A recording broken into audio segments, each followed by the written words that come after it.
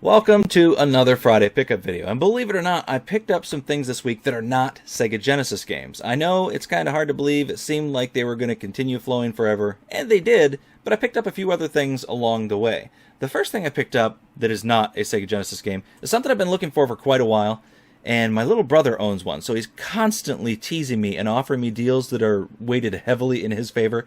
So finally, I found one for $1.99, and you can stop now, Jimmy. I'm not going to trade you something crazy expensive for it. A Thrustmaster X-Fighter joystick. And for those of you that have been watching my channel for a while, you'll know that I collect these things. Whenever I see them at a thrift store, I pick it up. And surprisingly, this is my 6th one. I've never seen the same model twice. These were the premier joysticks back in the early, mid, and late 90s. And they still make some really expensive models today. Some flight control systems and driving systems go for like $500–600 or more. But back then, you would go into a store and see a Thrustmaster on the shelf for like $200 or $250, and you would be forced to buy the generic thing for like $20. And the whole time you were playing, you were constantly adjusting, and they were just awful. So I always wanted these things. Now when I see them, I pick them up. There's number one. The second thing I picked up mainly just to make 64-bit Matthew happy. He must have seen in one of my videos me mention something about the fact that the Nintendo 64 is one of my least favorite systems to collect for, and to explain that. It's not that I hate the Nintendo 64. I think at the time it was actually a surprisingly powerful little system, just limited by the cartridge format. My problem with it is there are only about 15, maybe 20 games in the entire library that I really, really like, and I have most of them, so I don't pick many games up. The few that I don't have that I want are ridiculously expensive. Also, I rarely see anything other than sports Nintendo 64 games in thrift stores nowadays. So when I saw this for 90 cents, I thought of 64-bit Matthew, and I bought it. It is Miss Pac-Man Maze Madness, and I'm sure it's a terrible game. I have no idea how much it's worth or what it's like, but I grabbed it for you, Matthew, so there you go. I thought of you. Next were some games that I never, ever, ever thought I would buy.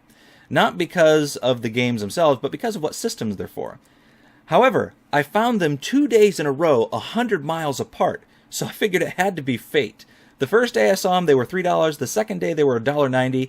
I probably should have waited to see if they popped up again the next day for $1, but I went ahead and bought them, figuring that I had to. The first game is for the Xbox, as are the other two. It is Lego Star Wars 2, the original trilogy. My son has this. I don't know if he has it for the GameCube or the Wii, whatever. He plays it on the Wii, and it looks really good. I'll be interested to see how this stacks up to it. Next is Star Wars Battlefront 2. And I saw these games played by Mark from Classic Game Room. I had no idea what these were like. These things look fantastic. So I have the PS2 version, or I had the PS2 version. I sold it before I knew what it was. And I would like to pick up the first one. I actually saw the first one of these the day before, the time I didn't pick them up. So if that's still there next week, I may go back and get it. But really cool looking games. I'm actually looking forward to playing an Xbox game just to see what it's like. And in the third game I picked up, not because I want to play it, I probably never will, but because, again, this is one of the games that I had seen the day before. I figured it was fate. Halo 2. Maybe a great game. I don't know. I'll probably never play. If nothing else, when I sell the Xbox, I'll have a game to, package with it. God, it's late and I'm tired. I can't even talk right anymore. I better hurry up and get this over with. Then I picked up, actually not then, I picked this up a few days before. The Sega Club Original Kids Digital Picture Presents Kids on, I don't know. It's this. And it was $1.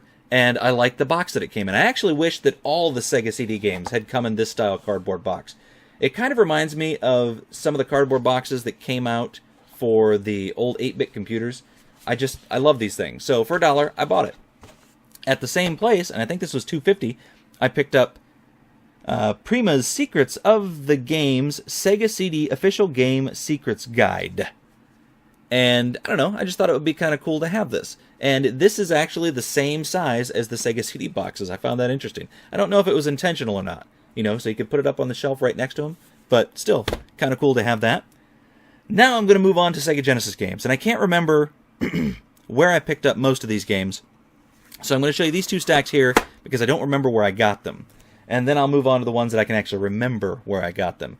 The reason I've been picking some of these up lately, if you've watched my other videos, is because I got an app for my phone and I started going through and cataloging my collection. I did the same thing with all my Nintendo games for all the systems a few months back, and it was hard to resist doing the same thing with them. But I thought I owned a bunch of Sega Genesis games that I actually don't. So I was seeing them in the store over and over, thinking that I had them, pardon me, and it turns out I actually didn't. So now that I've got this app, when I see them for a couple bucks, I realize, hey, I don't have that one, and I buy it. So here we go. First off, I have this stack here. I don't know why this stack is together, other than the fact that they're sitting here on my desk. Bugs Bunny, God, the lighting in here is terrible. Bugs Bunny, Double Trouble. Then I got a copy of Race Driving. Mystic Defender, which I actually thought I had this one until Mike Gardner asked me if I had it, and then I looked for it, and no, I didn't. Now I do. Cid of Valis. And El Viento, which looks like a really interesting game. Some kind of side-scrolling platformer. Looks really strange. We'll see what it's like. Then I got Greatest Heavyweights. Yeah, I know, doesn't seem like a winner, and it looks even worse on the back, but this was $1. I will always pick up $1 sports games. I will stick them into my collection, and then when I pick up a loose game that I need, this will become a case for a game that I want, that I find cheap, loose. You knew what I meant. True Lies. And yes, I know this is a terrible game. If you want to see a good review of this, look up the Frugal Gamer's review. He bought it, popped it in, played it when he got home, and absolutely hated it. He gets the crap kicked out of him. I watched it again after I picked this up and thought, great, I just spent $5 on that game. Zero Tolerance. Chuck Rock 2, Son of Chuck. And Dick Tracy, which I can remember playing when I was younger on the Nintendo. I don't think I've ever played the Genesis version. I don't remember if I liked the Nintendo version. I honestly don't. But again, you find them cheap. I don't own them. I got to pick them up. Now, I'll move on to a stack of games here. And in this stack of games, these were all loose. I bought them all at the same location. It's a guy that carries mostly modern games, but occasionally he will get these in, and I'll go in and clean him out, and he'll sell them to me cheap. So these were all $1. They were all loose, except the first 4 I'm going to show you. He had 4 copies of this game. He sold them to me for $1 each. I bought them for the cases. So 4, what are these? Football 94s starring Joe Montana gave their cases so that I could have cases for the rest of these games that you see here. I take it back. This first game didn't. FIFA 97 I picked up. This will be a case that I use on something else eventually. Actually, you know what? No, this is the only copy of FIFA I have now because FIFA 95 gave its case for another game. So this will actually go on my shelf until I need the case for something. These are the games that those, whatever, 94 Joe Montana games gave their cases for. First one is Sequest DSV. Then, what is this called? Junction, which was made by one company, but then it was released in the US by Konami. Really bizarre looking game. It's a puzzle game of some kind. Should be interesting to see what that's like. Last Action Hero. And finally, a copy of Micro Machines, which I've wanted to pick up for a while to see what it's like. I was watching some gameplay footage of this a few weeks back, and weird, the music doesn't play during the game. It plays before and after the game, but not during. You'd figure they would have the music playing all the way through. And finally, this stack of games here, there's a story with these. These were in the same store that, you know what, I'll go through the games first, then I'll tell you the story. For, what was this, $2.50, I picked up a copy of Dune that has some label damage where it looks like somebody pulled off a rental sticker. And then, of course, I went and colored it in with marker, so it's not as bad. It still looks awful, but I have a copy of this. I bought this to give to my little brother. Well, I probably shouldn't have told him that. I was going to give it to him and not tell him. Now I'm not going to give it to you because I said it in the video. Then I got a complete copy of Batman Returns. It's what happens when you try and record a video at 3 in the morning after fiddling, trying to figure out how to stream games to Twitch all night. Batman Returns. So my Batman collection on the Genesis is now complete. I'll just set that not up there. Copy of Demolition Man. And again, this is another one. I have no idea what this is like. It actually looks pretty cool on the back, though. Got a copy of eSWAT. Another one that I thought I had until I was talking to Mike Gardner one night, and now I realize I don't. And then these are the two that I actually went there for. The way I got the... Well, I'll show them to you first. Theme Park. And for those of you that like me on Facebook, you will have already seen that my son rode with me that day, and he was holding them in the picture.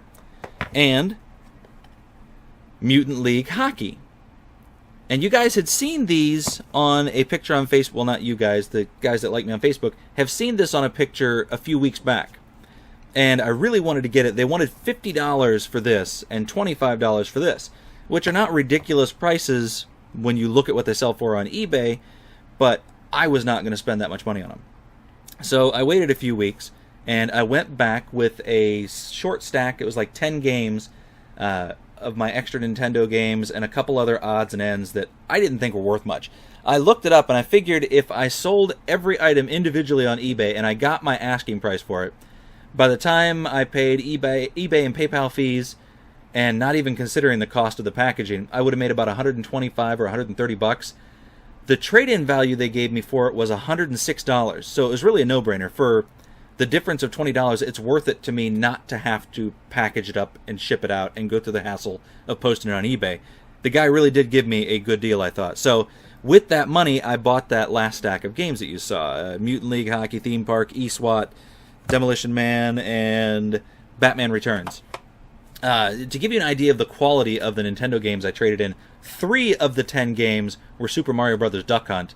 One of them was Duck Hunt. I think the best game in the lot was 1942. So the rest of them were all crap. And then I tried to trade in a couple of Game Boy. There was a Game Boy Pocket and a Game Boy Color that I thought worked. When he actually turned them on and tried to use them, they didn't work. So I didn't even trade in those. I probably could have gotten, if they'd worked, $150. And then they had a copy of Lethal Enforcers there, sealed, for the Sega CD. I probably would have picked that up. So there you go, guys. That is everything I picked up. Thank you for watching. Sorry if I rambled on a bit, or if I mumbled or stuttered, or any other unforgivable vocal errors, but it's really late and I'm very tired, and I have to work in... I have to get up for work in 3.5 hours. Should be lovely. See you later.